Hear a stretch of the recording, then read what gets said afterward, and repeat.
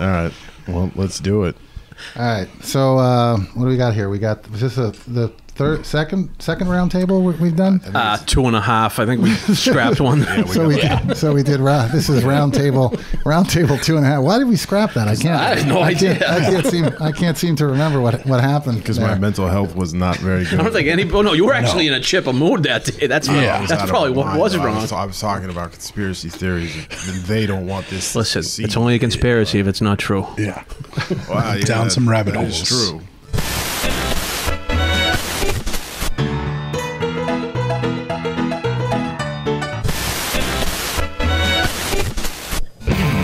Explosion. Hey, this is Richard Zombeck, and you're listening to Buds with Suds. You can check us out on iTunes, Google, Spotify, YouTube, and Stitcher. If you are listening to us on iTunes, please subscribe to the podcast and be sure to rate us. 5 stars is always helpful. And you can also find us on the web at budswithsuds.com. We also have a phone number you can call in on and leave us a message, comments, suggestions. That number is 978-219-9554. So in this episode, we brought the band back for another roundtable to talk about the plans and Quincy's problems with those plans for the Long Island Recovery Campus and Bridge. The 4 of us, me, Steve Lesnikoski, Danny Ginivan, and Dennis Doris, all 3 of who were at the briefing in Dorchester on April 8th, got together on a Sunday afternoon to discuss what happened and what this all means. So what do we decide on? Dennis, you were at the recovery coach listening hearing, right? Listening session. Yes. Governor Baker's. What did I say? Hearing. Listening hearing. Yeah, it's okay. Hearing, listening. Yeah, same thing. The listening. The kind of redundant. The listening session.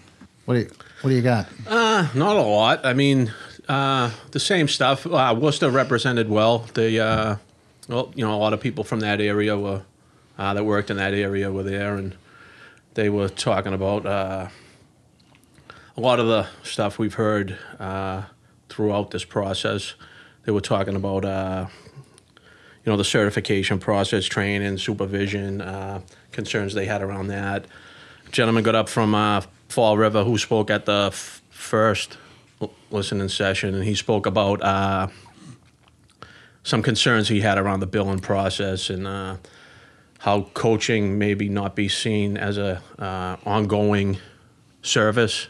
It's seen as a short-term service. So was he saying that like in a positive light? No. Oh, that was a concern he raised. That's how it's being seen. Yeah, it's being seen as like a 30, 60, 90-day type service where we'll do a couple of things with people and then ship them on their way. Well, isn't Mass Health kind of looking at it that way too? Well, no, I don't think they're looking at it that way. I think some of the insurance companies has interpreted it and kind of put it in the category where it's like a CSP sort of situation where you have... What's CSP? Oh, yeah.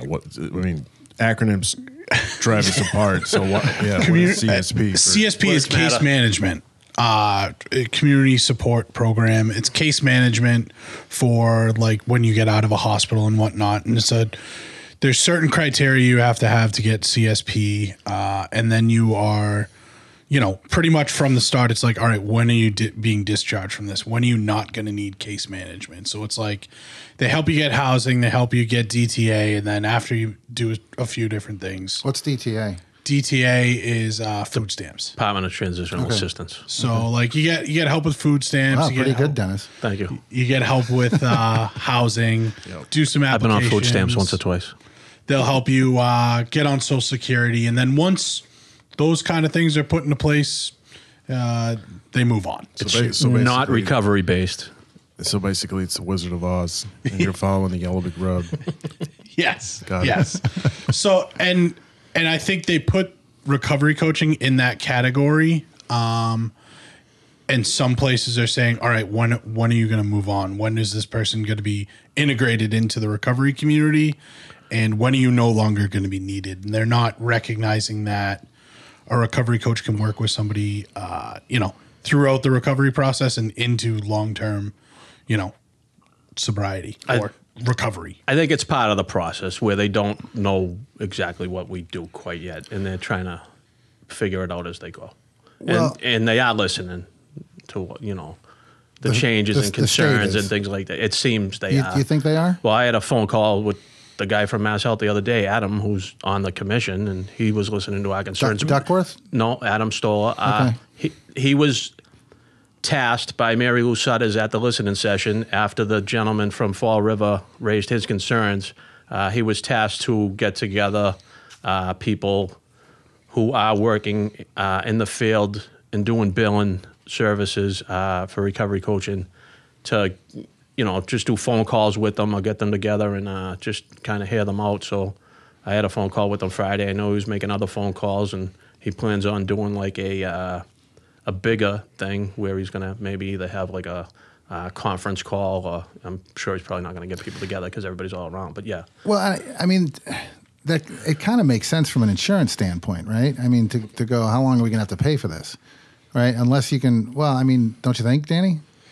Yeah, I mean, I don't think they are recognizing this as sort of a therapy, sort of where it's like weekly and every week you have a recovery coach. And but do they pay for therapy too for like 5 years? Yes. Oh, they will. Yes, they will. Yes, they will. Just for those, they can't see your hand raised. For those of you, well, I didn't want them to see my hand raised. Danny, shut the. We'll have to edit that. No, out. That's fine. No, yes, they will. Really? So okay, so then With no, I mean, I don't think there's any like re-auth process for that. I never had to do anything. There was never any stoppage in my services when I was going through that I guess process. I'm trying to. So the question that was, or the concern that was raised at the listening session was that they're seeing it as the insurance companies are seeing it as a temporary thing, or it's being seen overall as a temporary thing. I wouldn't say overall, but I would say probably within the insurance part of it. Yeah, right now. And what do you guys think? I mean, what's a acceptable length of time to hold on to someone? Well, I think like everything else, it's case by Case by case, Yeah, yeah. obviously. I mean, it depends. I mean, because I definitely have a couple that I've kind of, and good luck and Godspeed. And, yeah, exactly. I mean, you do a couple of things with people, and what more can you really do for them? And, Right. But then there are, I mean, obviously we know recovery is not a linear process. It's not, people are going to, jump around, go backwards, forwards, all over the place. And we're going to, some people are going to need more services for a longer period of time. Some people are going to need less help, All right. So. And so what else anything else you come back with from that, or? Tito Spo, he brought up Tito Rodriguez from Power. He was on the previous podcast. Episode 11, by the way. We'll plug him that. So he spoke and he raised concerns about coaches that do community-based coaching, that are out in the field, out in the street, going, door knocks, things like that. Safety concerns, like teaching them how to maybe take care of themselves, identify situations that might be dangerous to them or things like that. So he raised some of those concerns. Just a lot of the same stuff we've been hearing, though, which is good. And, it shows that. And he brought that up actually during the episode of coaches going into unsavory neighborhoods, maybe houses and stuff too. But we have the same kind of issue with social workers too, right? Community health workers and stuff like that going to people's houses. And I mean, I think it's a legitimate concern. It might be good to get some kind of training around that. Yeah, I know. Danny, you guys are primarily in your facility, right? No, we're primarily outreach. We're in the community. We have some in-house trainings that help you identify sort of situations, but they're still difficult to identify. And, you walk into a situation, they can be difficult to I try to have our coaches meet in public places as much as possible. And to go along with that, there was a woman from the Worcester area, I forget her name, but someone told me she was a legend, I forget her name. She brought up the concern around transportation with coaches, so she was actually advocating for it, saying that, we've been told, obviously, we're not chauffeurs, we shouldn't, some people believe we should not be driving recoveries around at all. So she brought up especially in the western part of the state, she said, where things are spread out and, harder to get to, there's less public transportation, things like that, coaches may be asked to do that service a little bit more. So, that was something that she brought up. So in a positive. Yeah, she was advocating for it, that it would be do something, yes, that we should do. So, yeah, it was just... What do you guys think? I'm for it. I think it's very difficult to expect someone to, get everywhere they need to get to if they don't have the resources, depending on whether they have the income, whether they, are on, using public transportation all the time. I think, a coach being able to give somebody a ride to an appointment here and there takes a lot of burden off that person and allows for an opportunity for a conversation to happen on that ride that might not necessarily happen. That's a good point. I've had a lot of really good conversations on the way to a doctor's office, on the way to an appointment, or after an appointment when I sat in on the appointment or I didn't sit in on the appointment and the person said, man, that was really hard. That doctor didn't really listen to me. And then we could go over how to best kind of approach that doctor again the next time, for me, I did a lot of my best work. My car was my office when I was doing coaching. Yeah, I've had some of my best conversations in the car, actually. So I can see it. I'm not saying with people that have been referred to me. I'm saying with people in general. Oh, yeah. I mean, even when I was a kid in high school, I used to take my girlfriends for a ride when we needed to have a serious conversation because you can't leave. You can't go anywhere. You don't have to look at each other, and you can't walk away. So it's kind of it's like being on the phone sometimes, but you got the person right next to you. So yeah, I mean, I don't see it being a problem. Depending on the circumstances, but I think it can become. I think you better have good boundaries. I think there better be some certain, Yeah, can you give me a ride to the store? Yeah. Yeah. They can't, because they will keep going to that well. They absolutely, the people we're working with, you can see them definitely taking advantage of it. Me, I would do it. Hey, can you take me a ride to the store? Anything. Hey, I got to go to the, So, yes, there better be some boundaries set on that, right up front that, it's for things around your recovery. If it's a dog, it's something around your recovery that is very important, and your life. Well, I think there's a liability issue too when it comes to that, isn't there? I mean, there could be, depending on. For our folks that work in DMH, it's part of the gig. All our coaches are required to have reliable transportation to be able to transport people. But at the same time, if you don't feel comfortable with someone when they arrive to go to an appointment, you are not expected to transport them. Like, you are able to say, I don't feel comfortable right now. We need to find you another way to get to your appointment, or we need to reschedule. I would not, I've had to ask somebody to get out of my vehicle. And that's just, knowing when to kind of say, hey, we need to try this differently. This isn't a safe situation.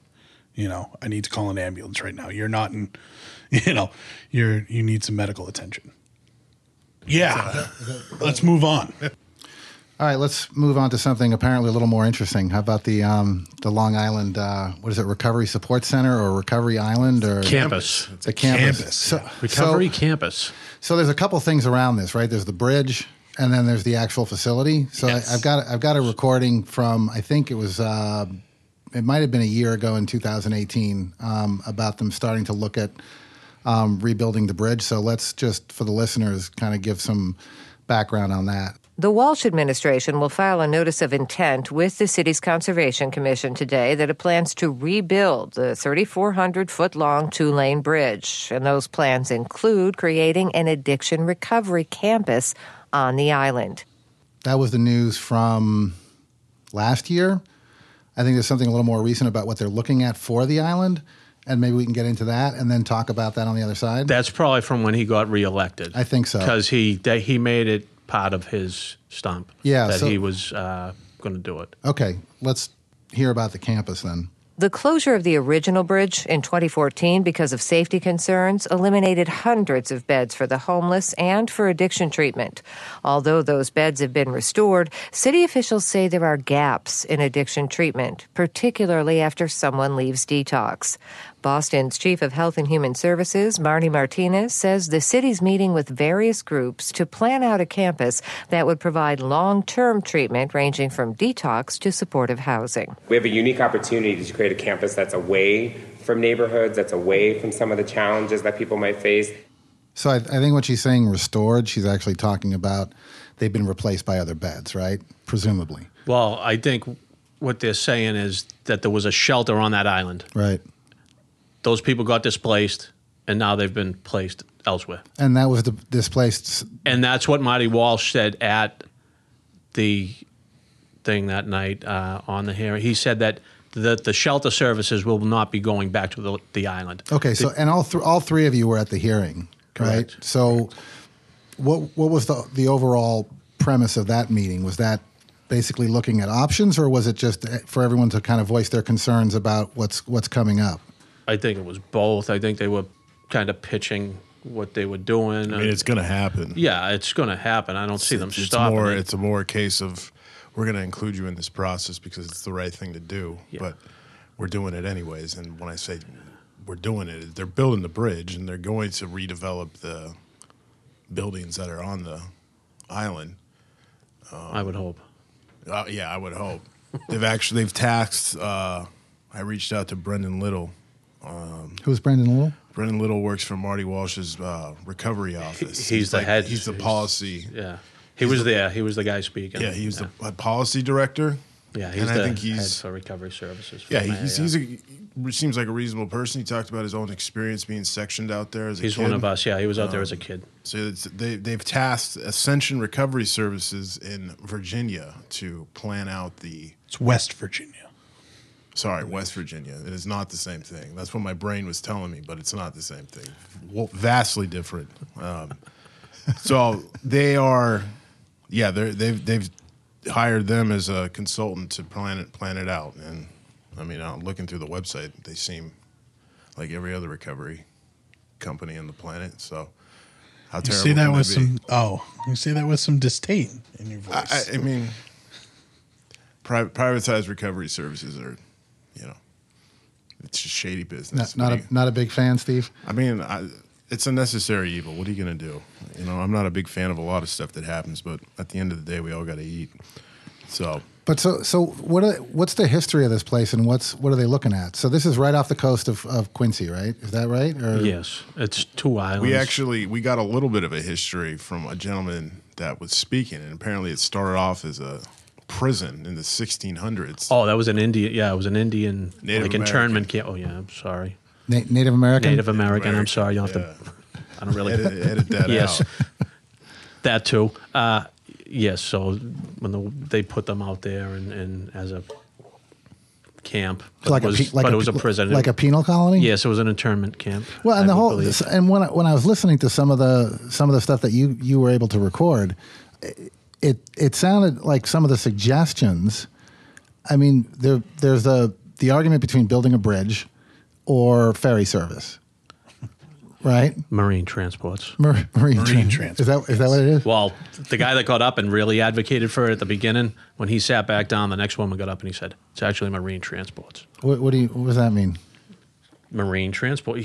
He was some sort of military man, I believe. He was in the service at some point. So they like duck boats they want, or probably something. The ones that sink? Yeah. So I mean, it's proprietary information. That's what. Yeah. He couldn't go into it.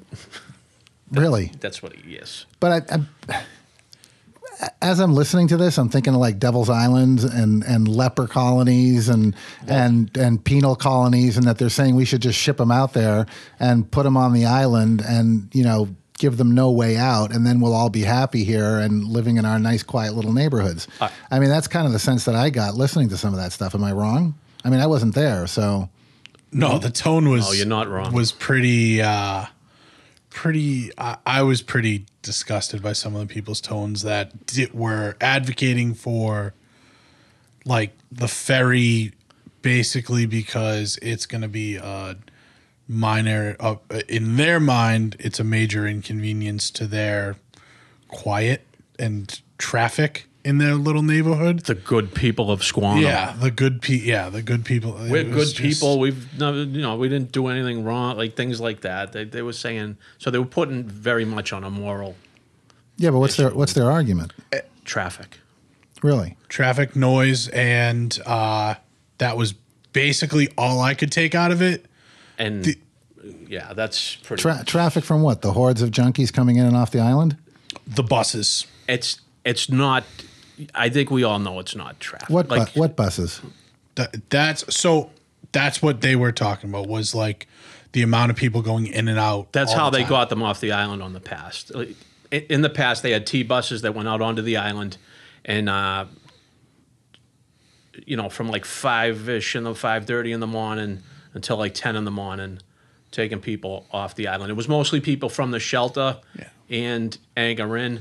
They would put them on the buses, take them off the island, and So like 2 or 3 times a day. no, it was like it was a constant, every 15 minutes or so. Oh, really? In the morning, but I mean, it was like 2 buses, and then they would do it again, and and they would go into Boston and then come back, and they would just keep doing it. So it was probably like maybe 4 buses an hour or something like that went off the island, and they did that for a certain amount until like say 10 o'clock, and then after that it was all vans that would take people that were still in the programs out there off the island. So let's back. Does anyone have any knowledge? I mean, sitting here, of what that place used to be like? Yes. Dennis, you do. So I mean, what was? I've spent years of my life on that island. So what was it? It was a recovery campus. Oh, it was? Basically, yeah. So there was at least one. There was 2 detoxes at one point. One of them closed. So there was Andrew House and Bridge to Recovery. There was the shelter. There was Casa Isla, which was a DYS program. It used to be Rebound, which was a adolescent program for recovering addicts. So I was in that program when I was 17 years old. Then they had Anchorin out there, which was a kind of like a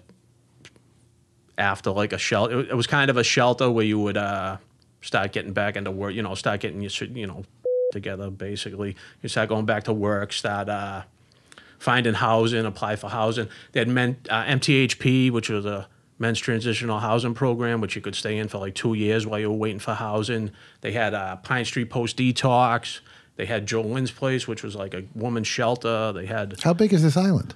It's not that big, but the buildings are it's dense. Well, they mentioned like 800 beds. Yeah, so the shelter itself was probably most of that, I would say, and then the rest of them were So and when was that? How long ago was that? closed in what 13? Yeah, 13 or 14. Yeah. So it had homeless shelters, it had detoxes, it had recovery centers, basically. You could stay out there. So when it was fully functioning and fully funded, you could stay out there for probably your whole like 2 years probably and get detox, post detox, long-term program, and walk out of there. They had job training programs out there, all kinds of stuff where you could walk out of there, Ready to meet the world. You know what I mean? Yeah. So what happened? Get some help. Well, funding, boom. So when I was out there in 13. So was this all state funded? However, it was funded, yes. But Okay. when I was out there in 2011, I think was the last, 2011, 2012, 2011, there weren't as many services available. So those programs were still there, but they weren't providing, say, like job training or things like that. They were basically just, they had become harm reduction programs now. They were basically just glorified shelters where you were just waiting to get housing at that point because the funding was just, and you could see it. They were cutting beds. They were turning them from program beds into, basically they were called sober beds. So they were basically beds guys would stay in and they were supposed to be sober, and it was 4 or 5 guys in a room and they would get to go out in the morning and do whatever and come back at night. So it was basically a shelter. So, and what are they looking to turn it into if they do? I would imagine what it was when they were fully funded. I would hope that there would be kind of everything out there where you could get whatever you needed. I would hope, like, you know, some training, some education, that type of stuff to get you ready for the world. You know, I would hope that's what they were looking at to do. Like, while you're out there, actually get the help you need. And but when you're out there, you can go back into, like, you know, people were going out to work and do things during the day. That's what the buses were for, the vans and things like that. They were taking people into Boston. So they were pretty much staying and living on the island and then going about their day when they got a little better and going and finding jobs and some people reintegrating were, into the some community people and stuff. were in programs where they couldn't go out and things like that. But yeah, there was all different levels of care there. Steve, did you get any sense from the guy that you talked to about whether or not what they were looking at for the future or anything?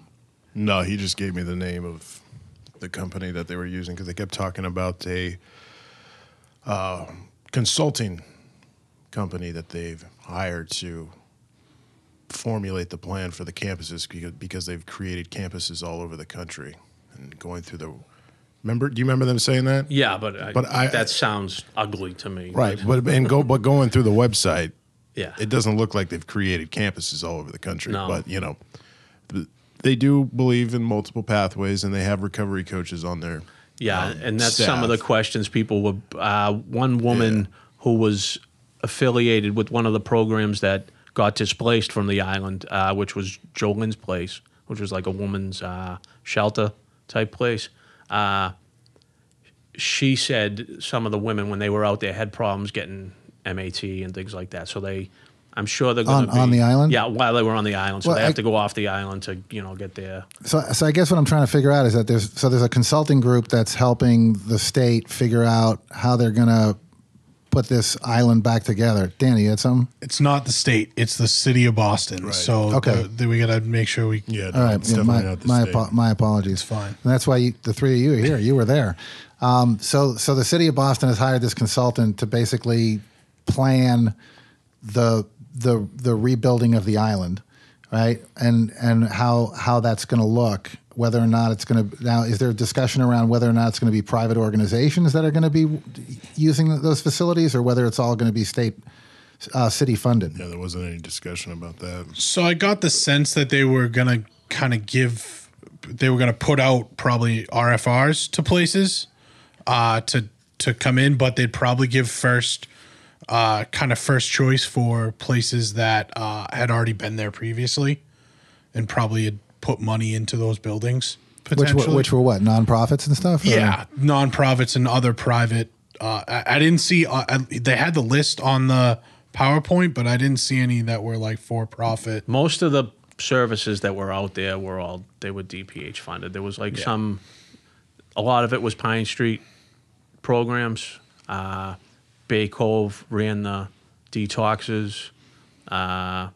Volunteers of America, I think, ran one of the women's programs. So there was some different entities out there, but there weren't any, I don't think, any private things out there in the past. One of the gentlemen, so they designated that land at some point. They put some designation on it, and Tax exemption. yes, it was and the rep from that area of Quincy, Squantum.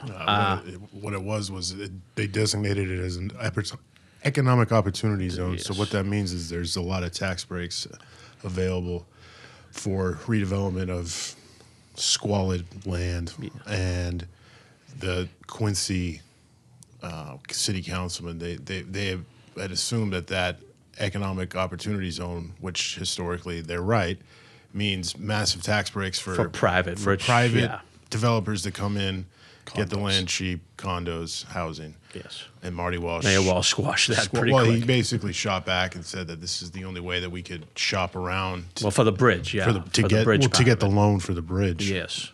And then he made he kind of made a promise. He said, the only thing that will go on that island is recovery services. He said, we'll draw it up right there. We'll put it in writing, and we'll put it in perpetuity. So even after I leave, the only thing that will be on that island is recovery services. Because that was one of the questions that one of the concerns that the gentleman from Quincy raised, the rep from Quincy Ray. Although, actually, I've got a recording of him and a woman who was wearing a $900 Canadian Goose. Canadian jacket. Goose? Yeah. Martha? Peggy. Peggy. I'll play her, but before I do, I have one question for her: is if she'd be that worried about traffic if it was condos and residential on that island. So let's have a listen to Peggy, and I think William Harris was the guy from the city council.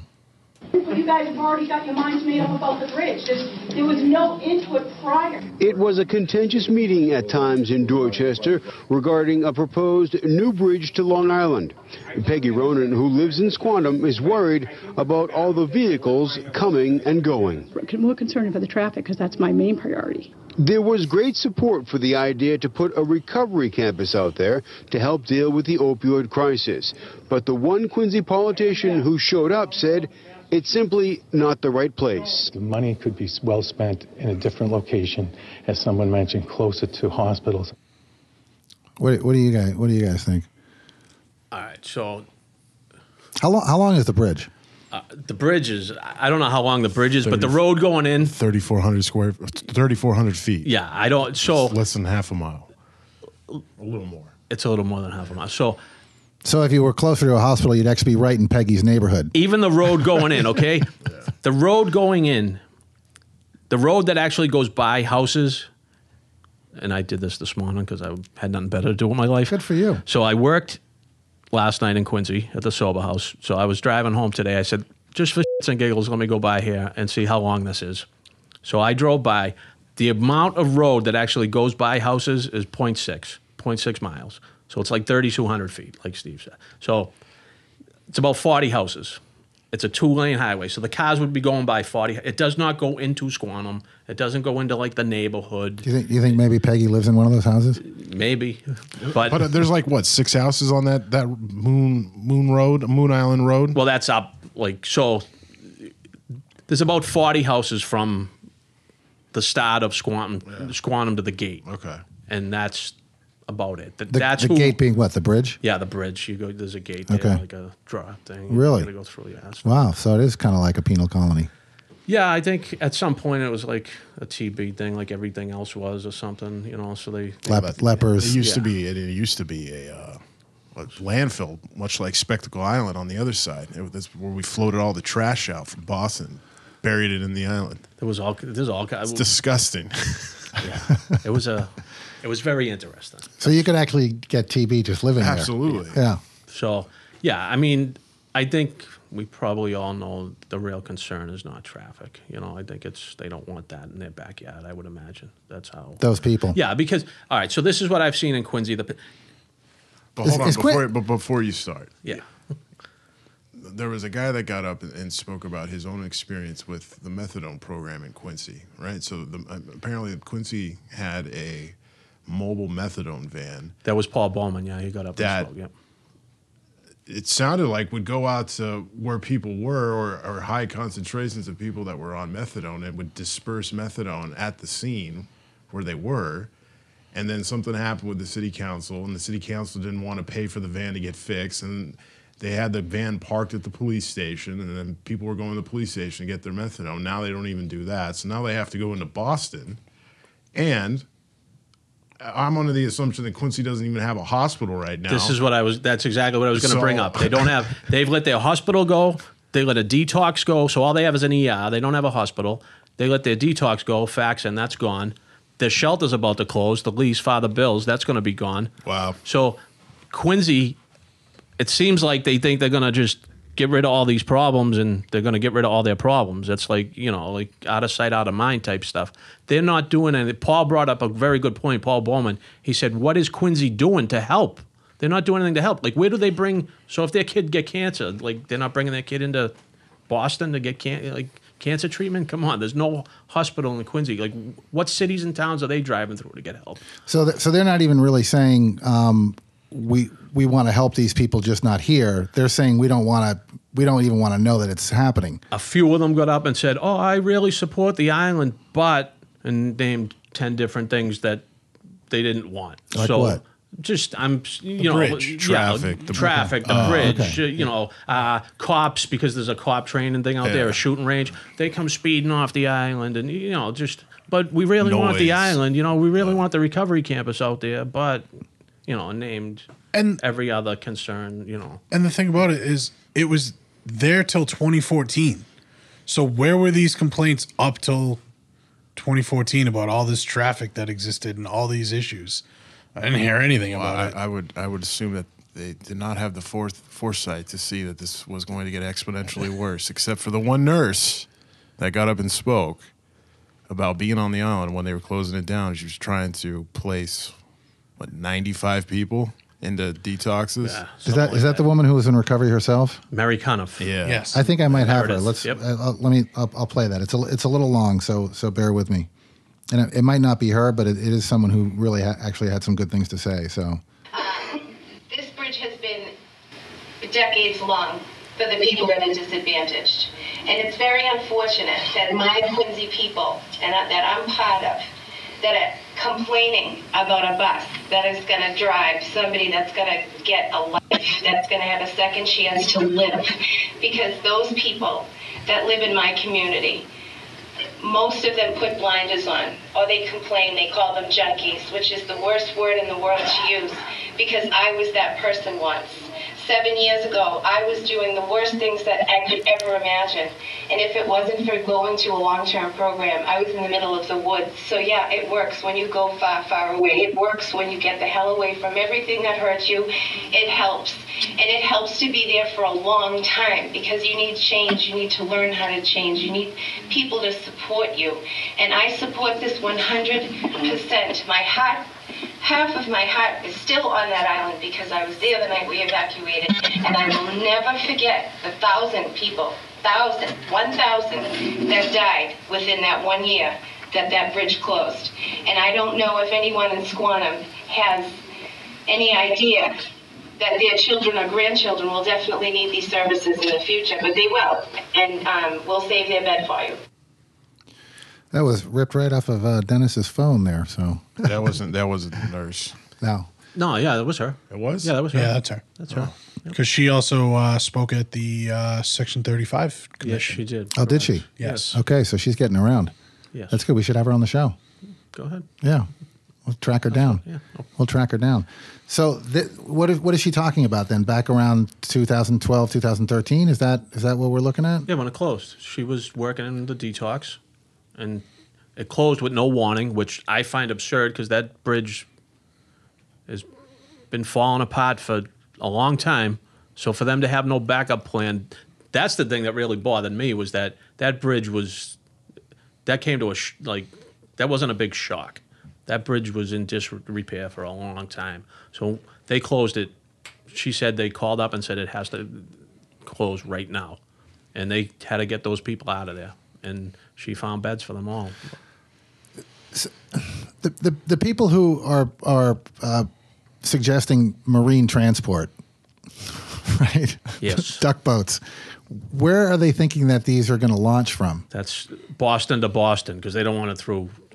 They said, one guy actually said, build the bridge from Boston to don't put it through Quincy. Don't come through Quincy. He said, build it. What's that, like 15 miles? Yeah, it was a 15-mile yeah, bridge. It's crazy. So I mean, yeah, I don't know what or how. I don't know what they had. They said they have some plan put together for the ferry system and all that stuff. They did some study and all that, and I don't know where they're gonna do it or how many they're gonna have, and I don't know what they think they're gonna be able to sustain out there if something happens, and what they're gonna be able to it just doesn't make a lot of sense. Well, that's the thing. If no bridge, there's no emergency services going to the island. When I was out on that island, there was a fire in the tunnel that went over to Deer Island when they were doing the Deer Island project, and a bunch of fire trucks came out there. So I mean, imagine if that happened and there was no bridge and there was just a bunch of boats that had to get out there. I mean, how long would that have taken? Yeah, you gonna ferry some fire trucks out there? Yeah, I mean, it just doesn't. I get some of their concerns, but I think like what? So I think they see some of the things that are going on in their city, like the people from the homeless shelter hanging around in the center, and the problems that everybody else is having in their cities, and they're projecting it onto that island, I would say. And they're thinking it's going to get exponentially worse. Yeah, so one of the problems they had before was people would come off the island and get dropped off at Quincy Center and just kind of hang out there. And that stopped. They started taking people right into Boston, to JFK or to, down by like Pine Street, that area. So that wasn't happening anymore. Like so some of the concerns they have are just not really valid. It's some of the problems that they're having in their own community that aren't working out. Like Paul brought up, like what is Quincy doing about their own mess? And they have a solution here. If they were smart, like they would say, hey, why don't you give us some jobs? Why don't you build us a shelter out there? Why don't you, leverage what they have and get something out of it? And instead of this stupid fight that they're going to lose probably. It's not a stupid, I shouldn't say that, but they're probably going to lose this fight. It's just Who? Quincy. Oh, well, yeah.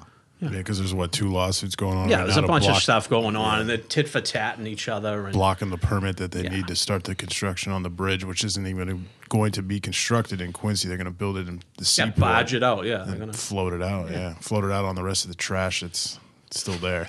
That's right. You always have such a positive outlook. Speaking of trash, we're going to bring up the guy that brought 2 bottles full of trash. Bring it up. Good segue. Nice segue, Danny. Bring it up, Danny. Great segue. Danny Ginivan, everyone. Yeah, that guy, Steve and I were both looking at each other when he was up in line, like, we were a little worried when he... Where was this? So go ahead. Go ahead, Steve. No, he was. So there was a line. They had chairs on one side of the room. They had chairs on the other side, and there was a line down the middle of that to walk up to the microphone to go and talk. Me and Danny were sitting. I was sitting on the end. He was sitting one chair in, and everybody's getting up to speak. And this guy's next to me, and he looks like he's got a big hoodie jacket on. I didn't really think any of it, but he starts to pull out black gloves. And historically, like, you're pulling black gloves out. Active shooter. And I swear to God. Going down. Yeah, like I thought I was like, okay, And anyways, gentleman gets up to speak, and he's valid concerns. He lives in Roxbury. He's pissed. People have turned his community into a shooting gallery and discarding needles everywhere. And about, 5 minutes into him talking, he pulls out these 2 water bottles. Starts reaching. I was like, oh my God. I'm like, for a second, I'm like, this is it. I'm going to die in Dorchester at the Sheet Metals Union Hall. Like, this is how my life ends. If the mayor was there, he probably would have got tackled, I think. Oh, 100%. So anyways, this guy, he pulls out 2 water bottles, and they're filled with syringes. Apparently they were some of them were loaded with heroin. I personally don't believe that. They were probably loaded with blood and other things. But he goes and he puts these 2 bottles right in front of Martinez and the rest of the crowd up there, and he just walks away and he leaves it. And I'm like this is wild. This is wild. I couldn't believe it. Come to find out, he's running for city council. Yeah, he's running for city council. Wow. Yeah. And So what was the point? I personally think he proved 2 points, which I don't think he meant to prove. 1, safe injection sites would be a good thing because it would clean up the streets, and those wouldn't be Exactly. readily available. Yeah. And 2, if 225 recovery beds were available, less needles would be on the street because less people would be using them. Yeah, but does anyone know what his point was? His point was, your Sharps team isn't doing their job. You guys need to clean up your own mess before you start creating new ones. Those were 2 bottles of needles he picked up like that day. Like in one day, they did that in a couple hours. He said 15 minutes. Yeah, something like that. It was like right near the school or whatever in some park. Yeah. Where it keeps happening over by Melnia Cast. What were they, water bottles or? Yeah, there were a couple bottles. He threw them right on the table, and it was like a little shock value type. Nice. Yeah. And what do you have, like the non-pierceable gloves or something? No, not even. The black surgical gloves. Yeah. Oh, really? Yeah. Why even wear them? I didn't get that far into my optics, my train of thought. Yeah. Optics.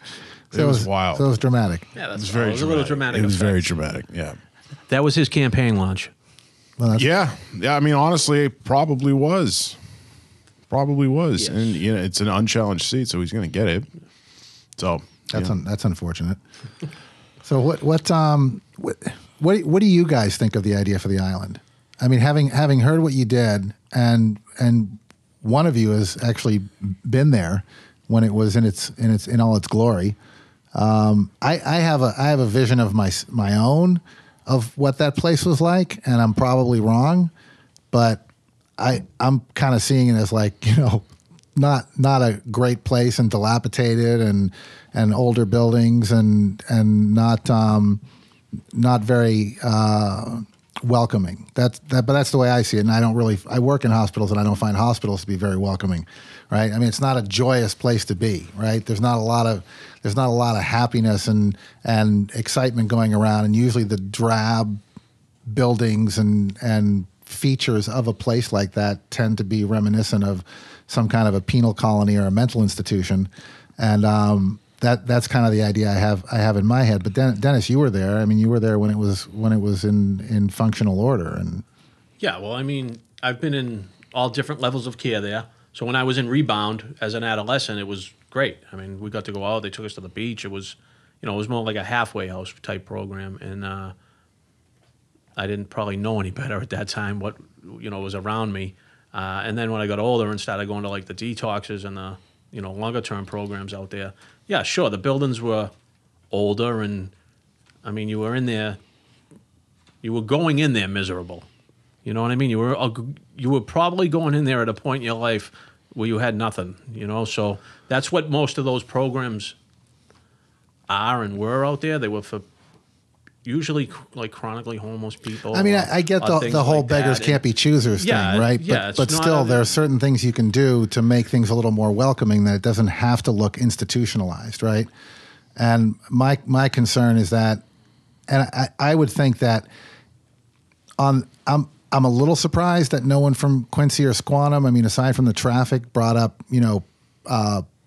property values and the. Oh, they did. Did they? Oh, yeah. But that's what I'm wondering. Is it going to affect it that much? Well, most likely. I don't know. I mean, if there are that many people complaining who live there aren't a lot of people who are going to want to move in. There weren't that many. Okay. So there weren't that many people complaining. No.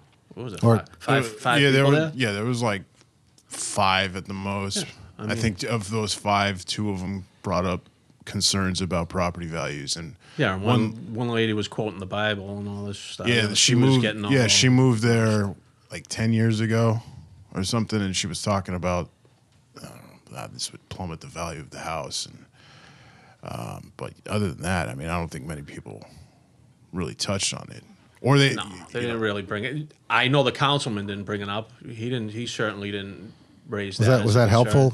Quoting the Bible? Well. She was. I mean, she was kind of disrespectful. I mean, she even was kind of disrespectful to the mayor. Even she called him Mister and said you have to earn your hat and all this stuff and lead your people. And so she kind of went off on a little tangent and things like that, and she made it a very moral issue, like saying basically that you're putting bad people out there, that like we didn't do anything wrong here in Squantum. Why are we like almost like they're getting punished by putting that back out there, by putting the campus back out there. They would somehow be being punished. That's an odd reaction. Well, that's that's. Well, I mean, you guys have pretty much decided. Well, I'm not going to say decided, but your feelings overall are that this is going to happen. Yeah. Yes. Right? Mm-hmm.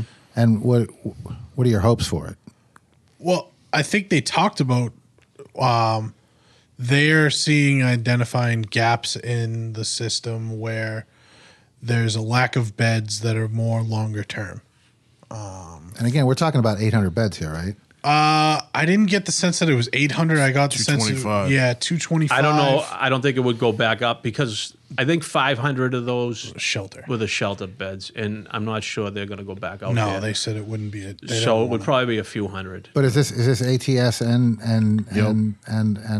this is I don't think I didn't even think they want after that. They want the holdings to be a shorter term, to be after that holding, to be long-term programming. Right. But there's going to be a detox. I would imagine there would be at least one detox. Detox, and there's going to be CSS, and But I got the sense that a majority of the beds were going to be more for 6 months. Yeah, like a longer term. Because those are what's missing right now. Like, you can sit in a holding or a TSS for a very long time. And when I was out there, and John Rosenthal kind of brought this up, it could be a self-sustaining community. You know, the people that are out there for a long time can now work out there. They can do the laundry, they can do the cooking, they can do the things like that, you know, and they can earn a little bit of money. You know, because I was on the cleaning crew when I was in MTHP, and, you know, you got a couple $100 every other week or whatever, but it was, I mean, you're out there, you don't. Prisoners of war got 80 cents a day. Yeah, I mean, you aren't paying rent or anything like that, so it's you know, you're busy, you're learning things. You know, they had a whole, at one point, they had and I think they talked about getting the unions involved. When somebody brought that up, get the unions involved, get them out there to maybe start training some of these people to, you know, job skills and things like that. And there was, in the MTHP program, there was a, you know, like a workshop where they were training guys like to do light maintenance, painting, carpentry, that type of stuff. And they had a job crew that went out to the Pine Street, you know, Pine Street owns a bunch of properties, and they would go out and do the maintenance at those properties because it was a Pine Street program. So there was opportunities to learn skills and you know, educate. You know, that's what I would hope it becomes, what it kind of was, maybe a better version of what it was. And, you know, that's what I hope. And I think that's what they are looking to do, make it a long-term thing where when people get off that island, they've done something, hopefully. And I think what's kind of surprising too is you have programs like this, right? That generally anytime they start, people are against it, right? And then the people who are coming out of it get reintegrated, so to speak, right? Get good jobs, get good training, have other things available to them, and then you have people who are feeling almost envious and resentful that we're providing more resources for people with addiction and in recovery than we do for just regular people, right? I mean, that it always seems to turn around to that kind of level where how come they get all this, right? Yeah, why is Narcan free and chemo isn't, and like things like that whole view of things, right. Yeah, and you know, there was a woman who spoke and she complained. She's like, "You guys already lost this, and you know, like." You let it go down is basically what she was saying. You know, you had screwed it it once, up. Why should you do it? You screwed it up. Why should you bring it back? And I don't, you know, how is that Marty Walsh's fault that the bridge deteriorated over 75 years? I mean, you know, he can only fix it and is now trying to put money into something to help people get their lives back together. Right. I mean, people from all over the place too, not just Boston. You know, he made that very clear. He was like, you know, we're not doing this just for Boston. You know, obviously that's, you know, people. It seems like they weren't. It seemed like the people that were there, the few that were against it, were not looking at it like it was a disease. You know what I mean? Like the people needed help and needed. You know, care and treatment and things like that. It just seems. Well, but we've done that through. For hundreds of years, right? We've put people who are sick on islands. Oh yeah, 100%. Right. So and who wants that island off their out of their backyard? But I mean, you guys at least have. We're talking five potentially 500 beds. That would be CSS, maybe TSS, and then some detox, right? And then maybe some job. I mean, it's going to create jobs as well. I mean, just to, you know, I mean, think about it. To run all of those facilities, that's going to create a job market. Right? All those places are going to need lots of different types of services. They're going to need maintenance, man. So, I mean, that's where I see, like what Dennis was talking about. Why doesn't Quincy leverage that? Say the city of Quincy is going to be tasked with the contract of X, Y, and Z. Right. You know, maintenance. Yeah, whatever it is. Trash removal. Like, all of that. I mean, lots of those deals get done all the time everywhere. Exactly. And plus, I think right before the show, you guys were talking about 169 potential recovery coaches. Oh yeah, right? They were talking about be a great place for them to get jobs. Well, that was brought up that coaches would be integrated into. Absolutely. Yeah, I don't know that setting. That sounds like a pretty good thing. And you guys got anything else? Because I think we pretty much got it all. Nay. Oh, I think we're good. No, we're good. I'm just looking at the Boston.gov /Long Island website. I would anticipate there would be more of these hearings, these gatherings, where I would imagine one will be in Quincy. And I'll give one of you guys we'll do a little field mic. I will be there for that, definitely. We'll do a little field mic training so that you guys can take one of the field microphones out and get some good audio for the show. Yeah. And the other thing I think to keep in mind, it's 18 to 24 months before the bridge is even built. Yeah, that would take a while. I'd say we're looking at 3 years before this place is even up and running, with programs. I think it's gonna take that long. So, So we're looking at a couple of years anyway. At least. Yeah. Just to build the bridge. Okay. Just to rebuild the bridge. So it's, we're not there. We need other beds other places. Okay. Well, I think that's a wrap. Just one last thing. I want to let you guys know, when you guys actually talk into the microphones, you sound really sexy and good. Thank you. Thanks. I'm here to serve. Thank you.